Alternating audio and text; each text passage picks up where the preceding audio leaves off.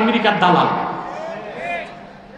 এই পার্টির চেয়ারম্যান টকশোতে যেয়ে বলে বাউলদের বিরুদ্ধে আলেমরা নামছে, আলেমরা বলে বাউলরা ভুল, বাউলরা তো বলে আলেমরা পথভ্রষ্ট। মিয়া, তুমি একটা শিক্ষিত মানুষ, কয় পোটলা গাঁজা খাইছো? তুমি ছিলা আগে এক দলে, দল ছেড়ে আসছো আরেক দলে। মার্কিন যুক্তরাষ্ট্রের জর্জ সরোসের পয়সা ঢুকছে তোমার পেটে, বেটা বেয়াদব।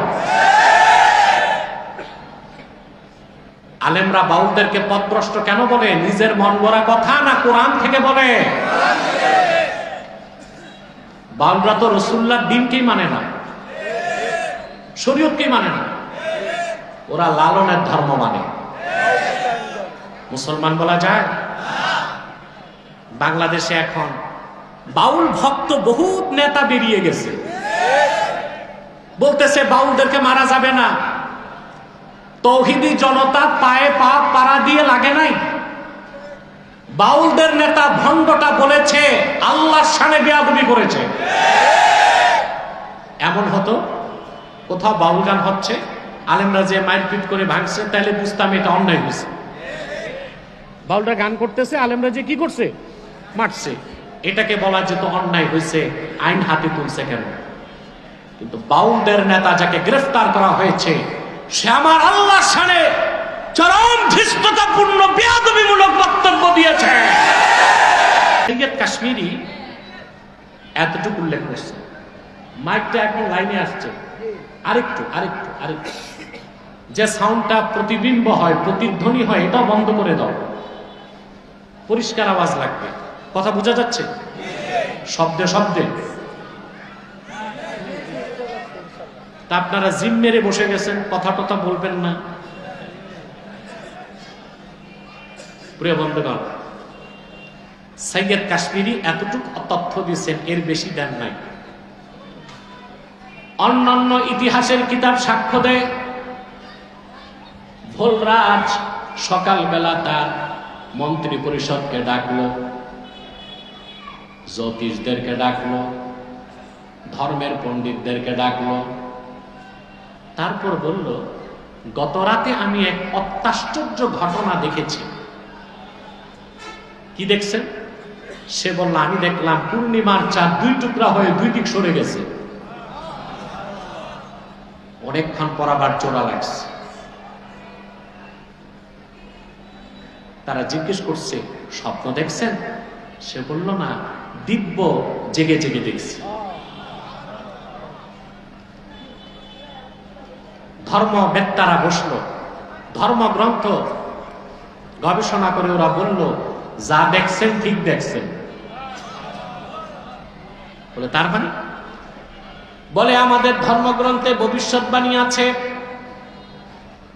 তাম পৃথিবীর মানুষের মুক্তির জন্য আল্লাহর আখির নবী মুহাম্মদ সাল্লাল্লাহু আলাইহি ওয়াসাল্লাম মক্কায় আগমন করবেন। কাফেরদের চ্যালেঞ্জের জবাবে তিনি চাঁদকে দুই টুকরা করে দেখাবেন। গত রাতে সেই ঘটনা ঘটেছে, আর আপনি সেই সৌভাগ্যবান যে নিজ চোখে দেখতে পেয়েছেন। ইতিহাস বলে পরবর্তীতে ভোলরাজ তার পরিবার পরিজন নিয়ে আরবে যে রাসূলুল্লাহর কাছে ইসলাম গ্রহণ করে মুসলমান হয়ে গেছে। এখন আপনাদের কাছে আমার প্রশ্ন, আবু জাহেল তো রাসূলুল্লাহর পাশে দাঁড়ায় দেখছে, কথা বলেন, মুসলমান হয়েছে? তো ওরা যত নিদর্শন দেখতে চাইতো সব যদি আল্লাহ দেখাইতেন, মুসলমান হইতো? সে কথাটাই আল্লাহ বলেছেন, প্রিয় হাবিব, وَيَقُولُ الَّذِينَ كَفَرُوا لَوْلَا أُنْزِلَ عَلَيْهِ آيَةٌ مِّن رَّبِّهِ। কাফেরেরা অজুহাত হিসেবে বলে মুহাম্মদ সাল্লাল্লাহু আলাইহি ওয়াসাল্লামের নিকট কোন নিদর্শন যদি আসতো, আসল কথা তারা হেদায়েত পাবে না, ঈমান আনবে না। সব নিদর্শন দেখালো, ঈমান আনবে না। কারণ কুল ইন্নাল্লাহা ইউদিল্লু মান ইয়াশা ওয়া ইয়াহদি ইলাইহি মান আনাব। আল্লাহ যাকে ইচ্ছা তাকে পথভ্রষ্ট করেন, আর যে বিনয়ের সাথে এগিয়ে আসে আল্লাহ তারে হেদায়েত হেদায়েতের চূড়ান্ত গন্তব্যে পৌঁছায় দেন, বলেন সুবহানাল্লাহ। এতটুকু বুঝতে পেরেছেন? কথা বলেন, সামনে পারবো? খুব সূক্ষ্ম একটা বিষয়। ইন্নাল্লাহা ইউদিল্লু মান ইয়াশা, এটা শাব্দিক অর্থ নিশ্চয়ই আল্লাহ যাকে চান তাকে পথভ্রষ্ট করেন। এখন কাফের মুশরিক বলতে পারে না আল্লাহ যদি পথভ্রষ্ট করেন তা আমার দোষ কি? ঠিক না? কথাটার ব্যাখ্যা আছে। ব্যাখ্যা হচ্ছে আল্লাহ যার উপর নারাজ হন তাকে আপন রহমত থেকে সরায় দেন। যখন রহমত থেকে সরে যায় তখন সে পথভ্রষ্ট হয়ে যায়। পথভ্রষ্ট হওয়ার দায় আল্লাহ নিবেন না, দায় বান্দাকেই দিতে হবে। ওয়াহদি ইলাইহি মান আনাব, আর যে ব্যক্তি বিনয়ের সঙ্গে আল্লাহর দিকে অগ্রগামী হয়, আল্লাহ রাব্বুল আলামিন তারে পূর্ণ হেদায়েত দিয়া মানজিলে মাকসুদে পৌঁছায় দেন, বলেন সুবহানাল্লাহ। হেদায়েত হচ্ছে দুই প্রকার, কথাগুলো মনে থাকবে। তাত্ত্বিক কথা মাথায় গেঁথে নেন, হৃদয়ে গেঁথে নেন। হেদায়েত দুই প্রকার। কয় প্রকার? একটা হচ্ছে ইরাআতুত তারিক। মাসুমি ওখানে কারা কথা বলছে প্যান্ডেলের বাইরে?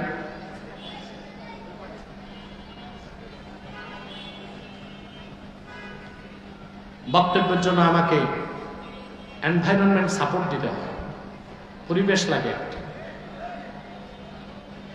কথা বলে না, আমি তো বাউলদের মতো গাইতে আসি নাই, আমি তো বক্তব্য রাখতেছি, আমাকে পরিবেশটা দিতে হবে। খুব কম সময়ে ছেড়ে দিব আপনাদেরকে ইনশাআল্লাহ। টাইম কত? আর অল্প সময়, কিন্তু আমরা মাথাটাও নাড়বো না, কথাগুলো শুনবো, মুনাজাত করে গুনাহ মাফ করে বাড়ি যাব। হেদায়েত কয় প্রকার? একটা হচ্ছে ইরাআতুত তারিক, পথ দেখায় দেওয়া, এটা সত্যের পথ। আরেকটা হচ্ছে ইসাল ইলাল মাতলুব, হেদায়েত করে বান্দাকে গন্তব্যে পৌঁছায় দেওয়া। কয় প্রকার? পথ দেখাবার জন্য আল্লাহর কাছ থেকে একজন দুইজন নয়, লাখের উপর পয়গম্বর এসেছেন। তাদের কাজ ছিল মানুষকে হেদায়েতের পথ দেখানো। সবার শেষে এসেছেন নবীগণের মাথার তাজ, আখিরি নবী নূর নবীজি মুহাম্মদ মুস্তাফা সাল্লাল্লাহু আলাইহি ওয়াসাল্লাম। ১৫০০ বছর আগে তিনি গোটা বিশ্ব মানবতার মুক্তির জন্য হেদায়েতের চূড়ান্ত পথ দেখায় দিয়েছেন। সুবহানাল্লাহ বলবেন না? আর হেদায়েতের জন্য ৩০ পারা কোরআন রেখে গেছে। এই কোরআন ইরাআতুত তারিক, মানুষকে পথ দেখাবে। এটা সত্যের পথ, এটা জান্নাতের পথ। সুবহানাল্লাহ। হক পথ, সঠিক পথ কোরআনের বাইরে খোঁজার আর কোন সুযোগ আছে? আছে? খুব দুঃখ লাগে, আমার দেশে যারা বুদ্ধিজীবী হয় এদের মাথায় মনে হয় শয়তান পেশাব করে। এক বুদ্ধিজীবী এবি পার্টি, এটার অর্থ কি? আমার বাংলাদেশ না আমেরিকার বাংলাদেশ? আমার মনে হয় আমেরিকার বাংলাদেশ, ওরা আবার আমেরিকার দালাল।